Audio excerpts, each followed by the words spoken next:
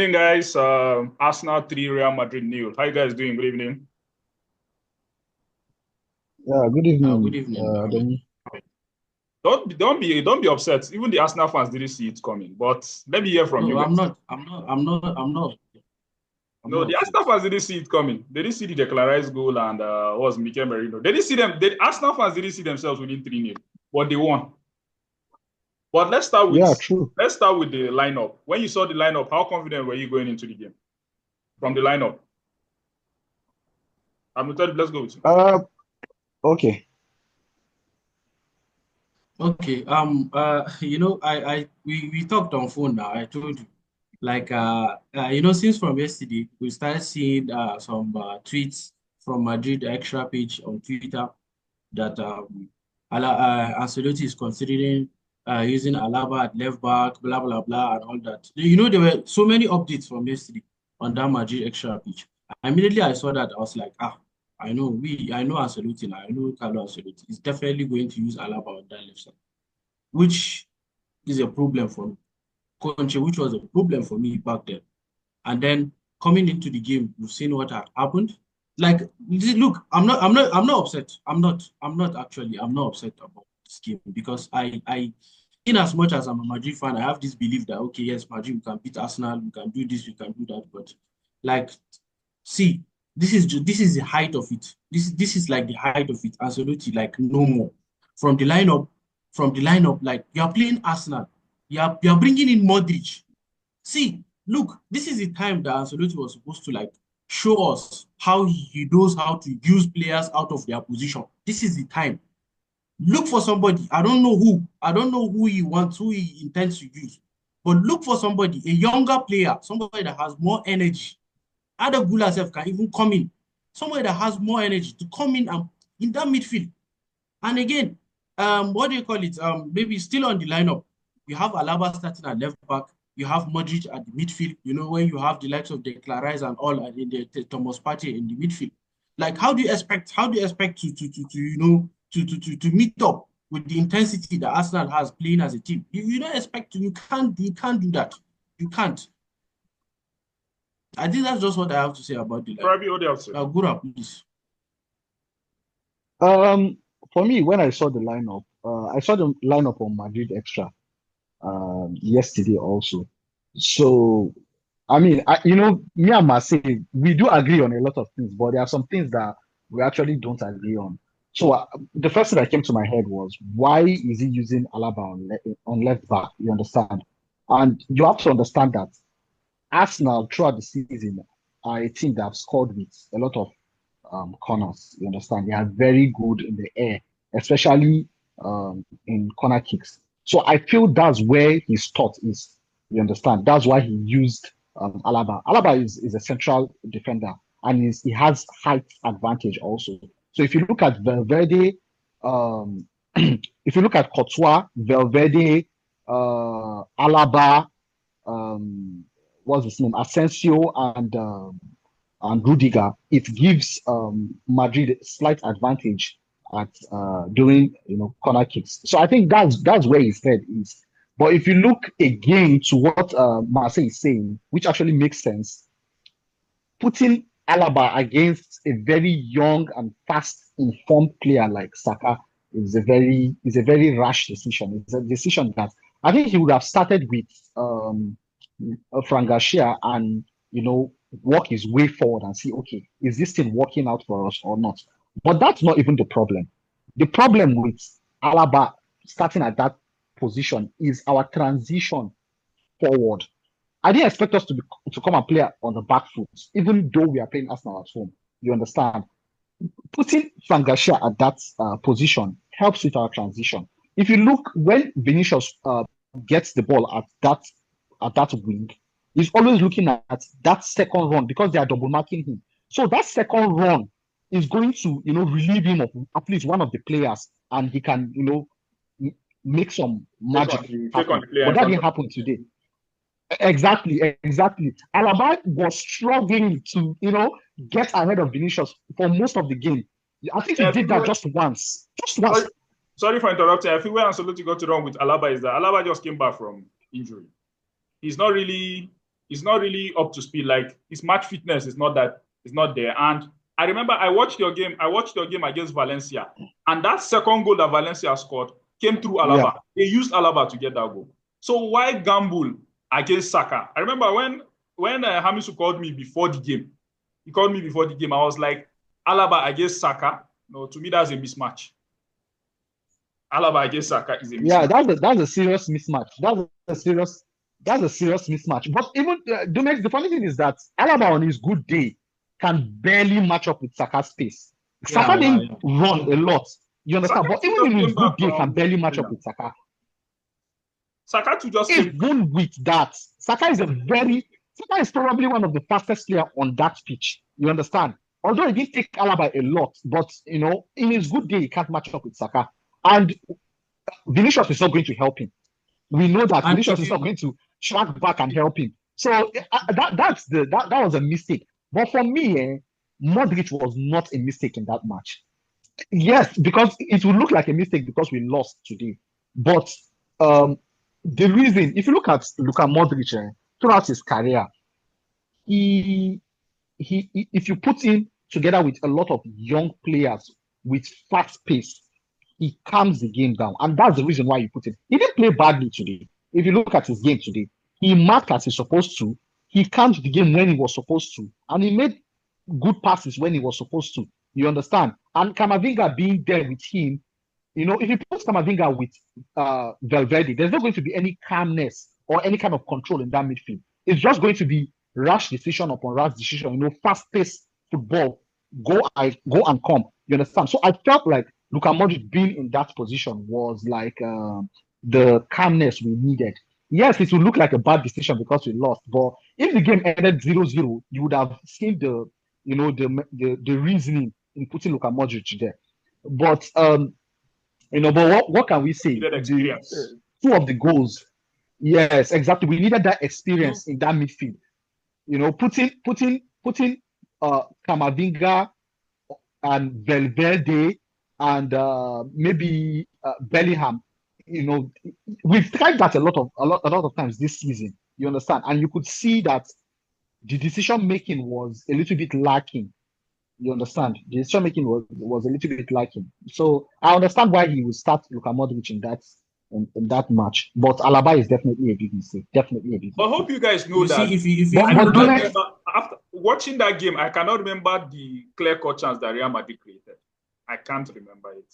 You guys were just moving the ball. So the next. There was no. Ahmed. I cannot remember the chance that you guys created. I agree. No, go on.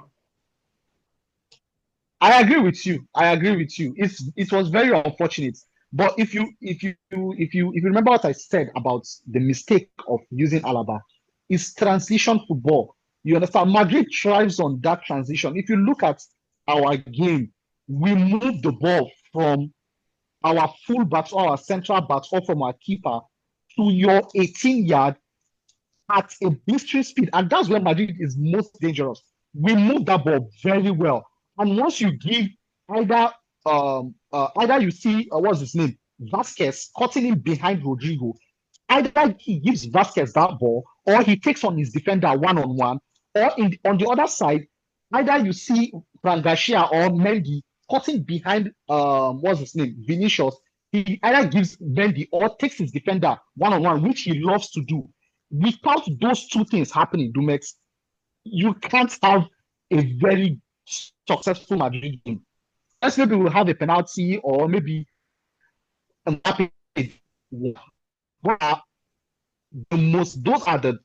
peak Madrid. With this formation we need our full backs cutting in behind our right and left wingers. That's why Carvajal is so. But that's a topic for another day, Sha.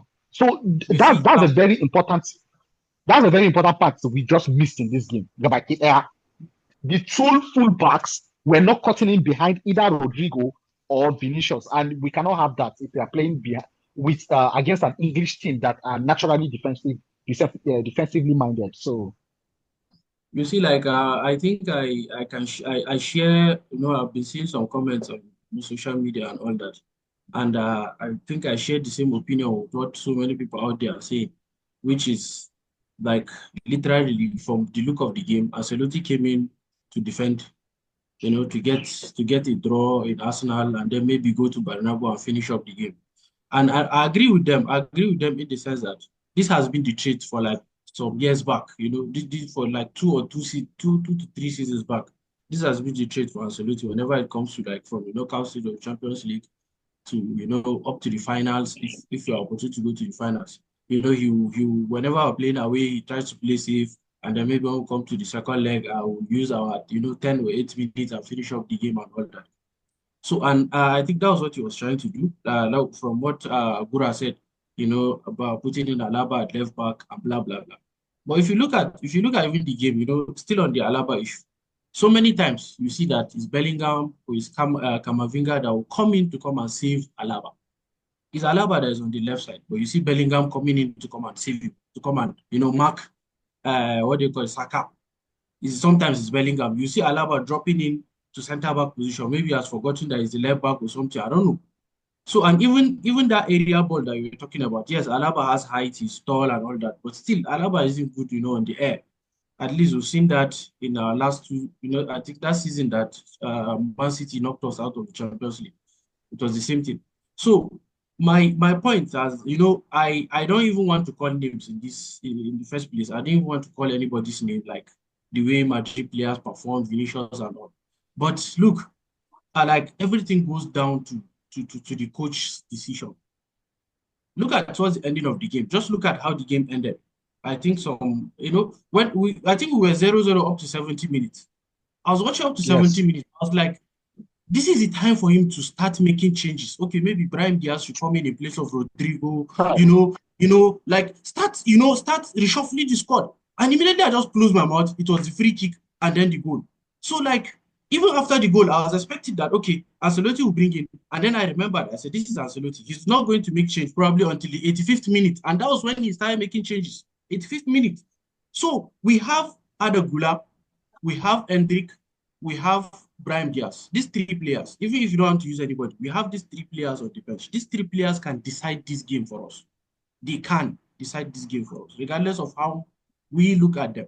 They can decide this game. But he decided he only brought in, the first change was Lucas Vazquez.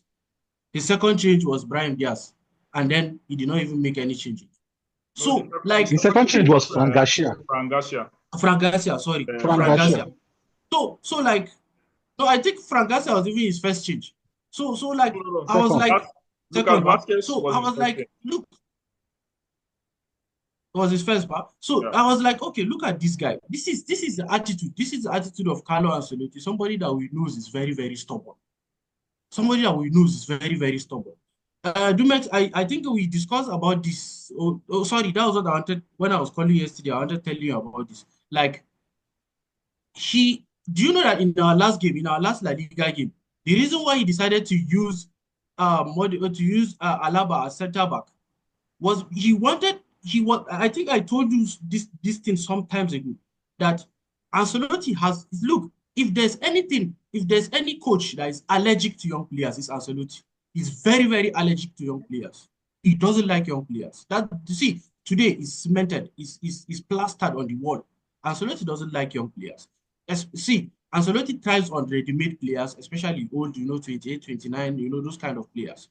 Maybe some people argue that he relies on experience or something like that. But that's just what, because I could remember there was this game that I was watching. This guy made a mistake. I think Asensio made a mistake, and then the defender walked past him or something like that. Immediately, the cameraman switched to the bench, and Ancelotti was furious. He was angry. He was even trying to hit the bench or something like that. And then there were so many mistakes that those his precious players were doing. He did not even make any reaction. He did not even feedback, not do anything. And I could remember there was a time that there was this discussion came out on social media that I think some players were complaining that whenever the young players made a mistake, Ancelotti would pounce on them. But when it's the old players, he would just keep quiet. He doesn't even talk to them. So looking at that aspect, he has been trying, since Alaba came back from injury, he has been trying to look for a way to bring in Alaba into that starting 11, to bring back Alaba to that starting 11, regardless of how Alaba is, whether he's on form or not. The attitude there has shown so many times. Playing me a centre back when you have Asensio and all that. Even though, and you know, after our suicidal game, I told you this. After our suicidal game, I told you this, that I am happy that we considered Alaba got 2 own goals, because now Ancelotti will not even think of putting him at centre back. Had it been maybe you had a fantastic game, I am telling you, Alaba would have started at left back. Maybe you would have pushed maybe Rudiger or something to the left, or maybe use somebody on the other side. So, and even before this game, Ancelotti wanted, if not because of Tchouameni's suspension, Ancelotti's plan initially, even if he was not going to use, because Mendy is not there, because if Mendy was there, even if Alaba is there, he's going to use Mendy. We all know that. He's going to use Mendy. Whether we like it or not, it's Mendy that will play there. Then, and let me, before I continue, there was a time somebody asked me this, that, okay, why am I always pointing towards that Ancelotti is biased towards Mendy? And I had to give him, I like giving examples. I had to give an example of when Ancelotti was in Everton. I told him that when Ancelotti was in Everton, he tried so hard, he fought so hard to bring in Mendy from Lyon to Everton. He did that. He tried so hard to bring in Mendy from Lyon. He did not achieve that. But when he left Everton to Madrid, he came to Madrid and met Mendy in Madrid. So what do you expect? Now, that is the case of Mendy. So immediately, everybody knows that coming into this game, Frank Garcia should be the starting left back. Just like Bura said, Frank Garcia will help him, in the transition. And whenever Frank Garcia is playing, you see that Vinicius doesn't do much. Or let me say, Vinicius doesn't have to do, like, in attack. He helps Vinicius a lot. It gives us this Cristiano Ronaldo, Marcelo vibes whenever Frank Garcia is playing. It gives us that Cristiano Marcelo vibes that you see whenever the other one is back, the other one is up front and all that. And even with the crosses and all that. But he didn't do that. He refused to do that. Then we have a front three that, they don't know how to head the ball.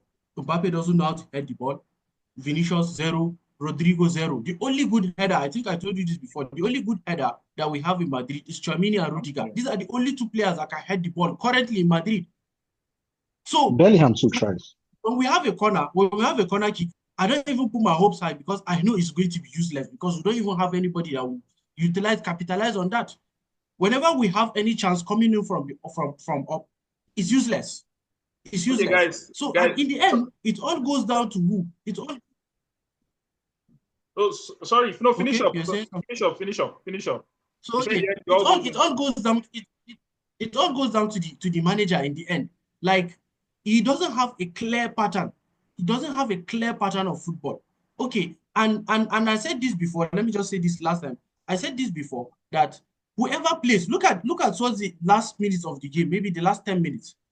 Vinicius, Mbappe were practically walking on the pitch. They were walking on the pitch. Like, it was Bellingham, Brahim Diaz, and some other players that were running around chasing the ball. Vinicius was walking. And you have Adegula on the bench. You have Hendrick on the bench. What are they doing? If those guys are showing you signs that they're tired, just like, when NMS, if you're showing signs of tiredness, I'll change you. It's as simple as that. See, like I said this thing about discipline. We came from a place, all of us came from a place where discipline is the root of everything. Discipline is everything. If you have, you keep on repeating these same players, the reason why some of these players act like this is because they know that in the next La Liga game, they're still going to be the ones that will start regardless of whatever they play. Like, I always give this example with Luis Eric in PSG. Earlier this season, Ousmane Dembele started misbehaving. He dropped him on the bench. He dropped him. In fact, there were even rumors that he was going to leave or something like that. He dropped him. He was not using him. PSG were not doing good at the early start of the season because of they're one of their star players on the bench and all that. But he took that hit. He took that. He maintained. He still kept on with that. Even though he was not doing too good, he still kept on. And immediately he brought back Ousmane Dembele to the pitch. He knew that he fucked up, and he adjusted whatever he was doing. And look where they are today. But in Madrid, any player will play the way he wants to play, And there is no, especially if you're among the top favorite players in the manager's list, there's no absolute repercussion for whatever you're doing. If it's Vinicius, Mbappe, Bellingham, just forget Tchouaméni, just forget it. I know that you're They will be upset. out.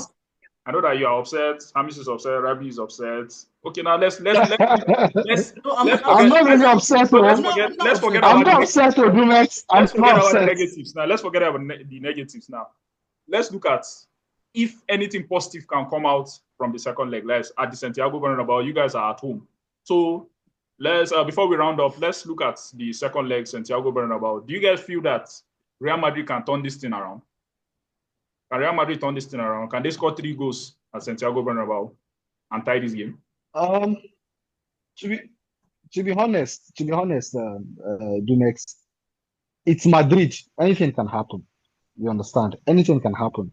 And I wanted to say this at the initial stage. If you look at how Arsenal started the game, they started on the front foot. They were up, even though we were in control of the game, they didn't give up with that intensity. They played intensely from the get-go, from the first minute to the last minute. If you look at Odegaard, I've never seen Odegaard marking the way he did today. I've never seen him chase after a football the way he did. He showed that he was the captain. You understand? If you look at the pressing, that was their game plan, and they stuck to it throughout the game. You understand? So Madrid was on the back foot almost throughout the game. If we can play with very good intensity, I believe we can win that game. Qualification is something that I can't say for certain. I mean, Madrid stars are always very positive, and I have that attitude also. But I can't say for certain that we'll qualify. But we'll definitely, give them a run for our money. And also, kudos to Arsenal fans today, like the supporters in the stadium. They motivated their team throughout the game. And the makes you, I mean, I know I'm not an Arsenal fan, but we have to give Arsenal some credit here. And also, Thibaut Courtois deserves, some kind of Yeah, shout I out wanted to say today. that. Yeah, You understand? He Courtois, performed wonderfully well.